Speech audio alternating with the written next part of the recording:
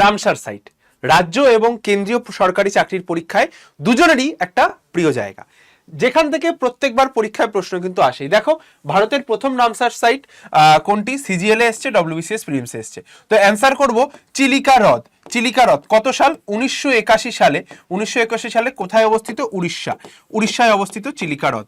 ঠিক আছে। এছাড়াও এই বছর আরো একটা রামসার সাইট ঘোষণা করা হয় প্রথম এই সালেই, যেটা হচ্ছে রাজস্থানের কেওলাদেও ন্যাশনাল পার্ক, যেটাকে রামসার সাইট হিসেবে ঘোষণা করা হয়। সুন্দরবন জলাভূমিকে কত সালে রামসার সাইট হিসেবে ঘোষণা করা হয়? ডব্লিউবি কনস্টেবল 2020, ডব্লিউবিপিএসসির পরীক্ষা এসছে 2019 সালে। কত তারিখ? তারিখটা হয়ে যাবে 30শে জানুয়ারি। তারপরে চলে আসছি হচ্ছে এসএসসি এমটিএস 2021 এসছে স্মলেস্ট রামসার সাইট। যদি বলে ক্ষুদ্রতম রামসার সাইট, অ্যান্সার করবো হিমাচল প্রদেশের রেণুকা জলাভূমি, যার আয়তন 0.2 বর্গ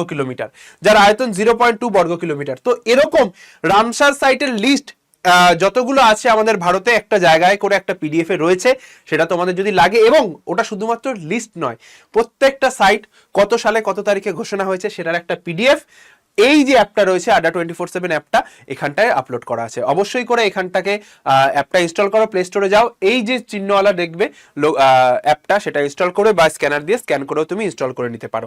ঠিক আছে।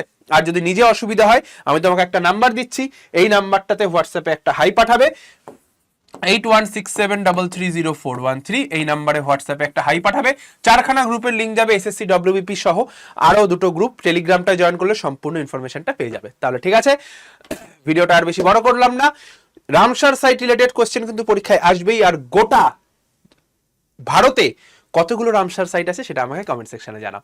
ঠিক আছে। আর পিডিএফটা পেতে অবশ্যই করে আমাদের এই অ্যাপটা ইনস্টল করো। সকলের সঙ্গে দেখা হচ্ছে আমার রেগুলার ক্লাসে এবং নতুন কোনো ভিডিওতে। জয় গুরুদেব, জয় বড়মা, ভালো থেকো, সুস্থ থেকো আর প্র্যাকটিসে থেকো। টাটা।